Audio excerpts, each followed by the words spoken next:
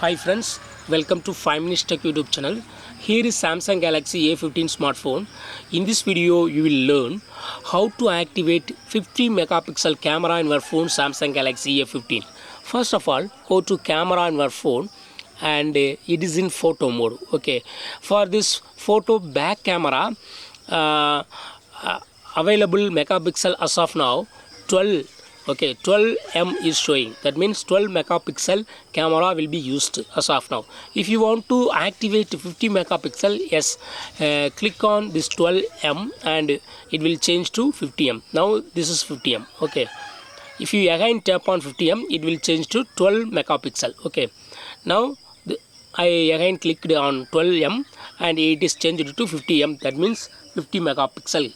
Okay, I am taking a photo through 50 megapixel camera, and yes, see the result. Wow, very nice.